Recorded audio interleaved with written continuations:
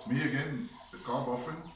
Today I'm reviewing a smart car, 2003 model. This is the very first generation that came out. A lot of controversy with this car when it came out and it was launched. Still some controversy, but not in a bad way. Generally people like to knock the car because of its size, but that's not really an issue. A little bit more about the history of the car. The original concept of the car was, it was a design project between for smart cars, between Swatch watches, Mercedes-Benz. They got together and they said they would make an art car. So Swatch watches, Mercedes and art. Swatch, Mercedes, art, smart car. Originally the idea was that they would get together with Volkswagen. So it didn't work out. After 6 months of effort, Volkswagen turned down the project or didn't get back to them. So in that case it would have been a S, V and art. So S, fart, which doesn't sound good. I'd rather go with smart. A nice little car. Specs on it, it's a 700cc 3-cylinder turbocharged automatic with sequential gears as well. Not bad performance. Car weighs 750 kilograms. It will do 0 to 100 kilometers an hour or 62 miles an hour in around 15.5 seconds. It's got a top speed of 135 kilometers an hour. Fuel tank is 35 liters.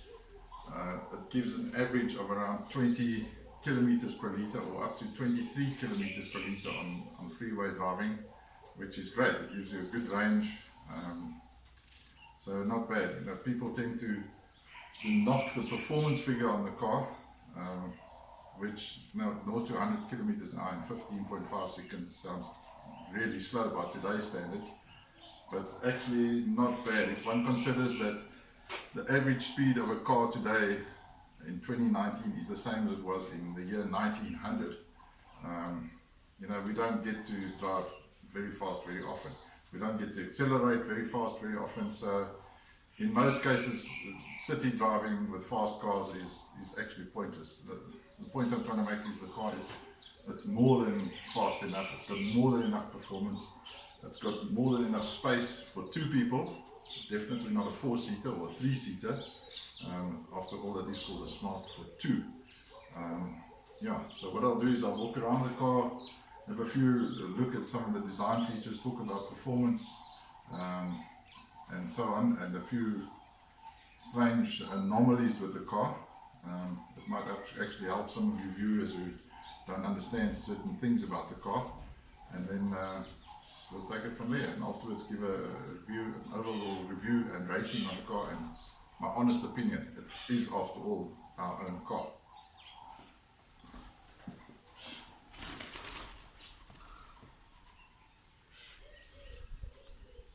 Okay, as you'll see, the car was designed as a city car. It is small. It is a really tiny car. I'll show a few things about the car that shows you what I'm talking about. Some parts of the body panels are metal, some parts are plastic. If I tap my hand on the body here, you'll hear that's metal. If I tap it on the door, plastic. Front fender, plastic. What appears to be a hood or bonnet, plastic. So quite a lot of plastic components in the car. That does not mean that the car is weak by any means. The car is actually super strong. The body shell of the car is steel. It's got a steel roll cage. It's got airbags. It's actually really strong. People say, I don't want to be in an accident in a smart car because of its size, etc., etc. You know, the car is built by Mercedes-Benz. It's endorsed by them. They would not be building a car which was weak or had poor ratings. So it's actually way stronger than people think. Looking at the wheels,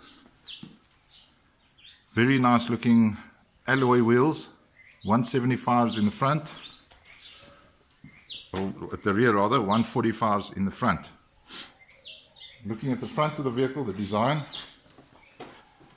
actually very cute. It looks like it's got a little smiley face. Okay, looking at the door of the vehicle, I've deliberately left the window open so you can see the door. Frameless at the top, door handle down here. Nice big door. If you look at the entrance of the car, the inside, lots of space. I'm 6'2", I fit in the car comfortably. Looking at the interior of the smart car, very nice material with a nice pattern on. The driver's seat has got a lever that one pulls to adjust forwards and backwards. It's got a little rotating wheel to tilt forwards and backwards. The passenger seat, however, is a bit strange in that it's got two levers, one there, that to tilt the seat, you have to pull them at the same time. It's really difficult to do and very little adjustment, so not a good feature on this particular car. Looking at the dashboard, you see the dashboard's got sort of like an S shape to it. It's very stylish and well appointed. You'll see two little aircon vents that can tilt and rotate. There's a little speaker there. There's a mirror adjustment here. The car's got electric windows. You'll see the driver's electric button is down here and the passenger one over there. Okay, so to open the passenger side you actually have to lean across and press the button, which is not really a big problem. Seeing that this car is small, you can actually do it. In fact, you can turn both arms at the same time in this car. If you go down to the center, you'll see the starter and the gear lever. On the gear lever it shows neutral and reverse and plus and minus, so you can drive it auto or manual. There's a little button on the side of the gear lever. With this being a right-hand drive car, I have to press the little button like that instead of with a thumb, so it's obviously meant for a left-hand drive car. It should actually be the other way around. Okay, I'm now going to talk a little bit about the center console. If you look on the top, there's a button over there to lock the doors. There you can hear them locking. For your hazard lights, for your rear window demister, and then there's a little button here for your aircon. It's actually got two modes. It's got a little light that goes on for economy mode and full function mode. It's not on now on both because the car's not running. So what will happen is you can actually press the button to light up two little lights to have the aircon running fully, and when the car's cooled off you can press it and then one light shows up. It's running on economy mode. You've got a little lever here for fresh air and air from the outside, your vent here, your fan speed over here, your temperature over there, your little lever to show where the air must go, up or down or wherever. It's got a CD player in this particular model. Some of them actually came out with a cassette player as an option. Can you believe such a thing exists? I will say the radio, although it's nice and it fits nice into the car, doesn't have particularly good sound. Once again, the volume on the left, designed for left-hand drive cars, but that's how it is. Down below, a little ashtray. In some of the cars you could have actually ordered it with a little storage place for cassette, believe it or not, or CDs. That was an option. You've got your little interior light there, which will put on the rear light as well. There you can see it in the mirror, and it lights the floor. And then of course you've got your little fog light button down there and a cigarette lighter.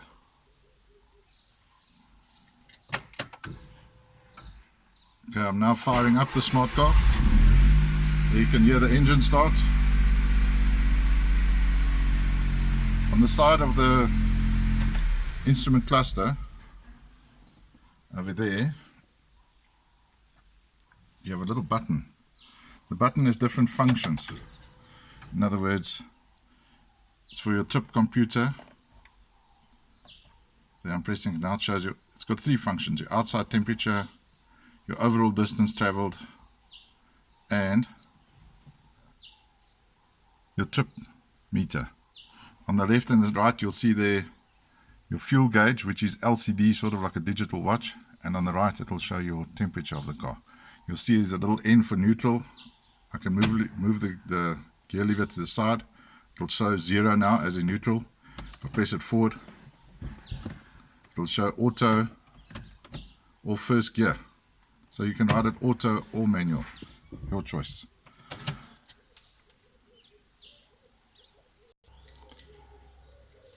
Okay, yeah, I'm outside the car again. Here's the key fob. Unlock it. To open the trunk, press and hold the trunk button. You see the back glass pops loose. You can open it up by hand.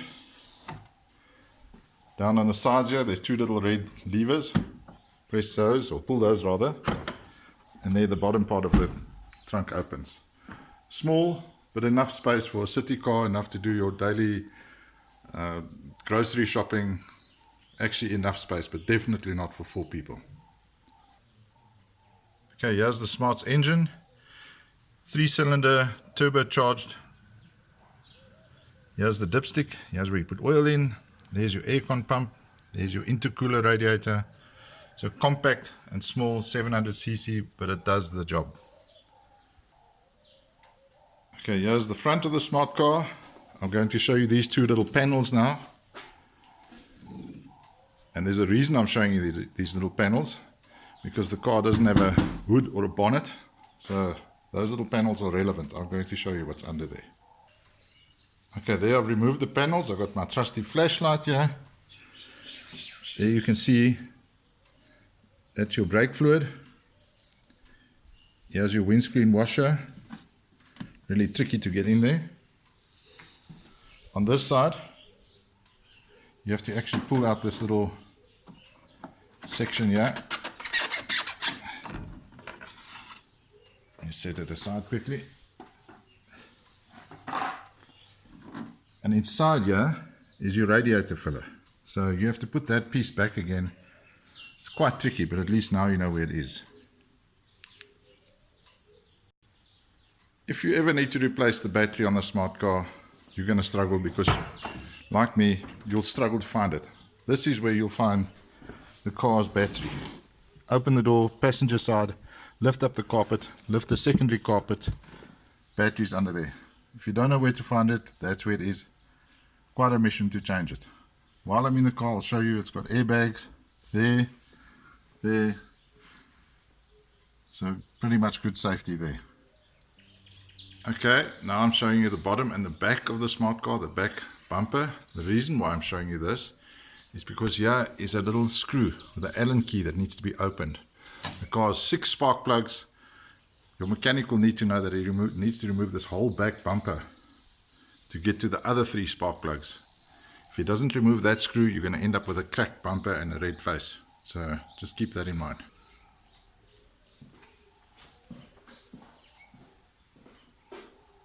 So there you have it. Would I recommend a Smart car? Definitely. You have to know its limitations. It's not the world's fastest car. It's fast enough. It keeps up with the traffic. On the downside, the gearbox is a bit strange. You know, I've seen reviews where people say, "Oh, it's got a rubbish gearbox and it's terrible and it's the worst." You know, I wouldn't say that. It's just slow to change from one gear to the other. Sort of like someone who changes gears manually and slowly. It's not a very quick system. If you drive it lightly, the gearbox is fine. Calling it rubbish, not cool. This car's got 78,000 kilometers on. The car is 16 years old. It's a 2003 model. The gearbox has never broken or let us down. There's actually nothing wrong with it from that point of view. It's just something you've got to get used to. Fantastic for city driving, town driving, easy to park. It's quick, it's nippy. I actually, in most cases, look for an excuse to drive this car because I enjoy it so much. Other downside, being a small car, riding on freeways and open roads, people don't take this seriously, especially big trucks, big vehicles. They think you're a joke. It almost feels as though they want to run you off the road.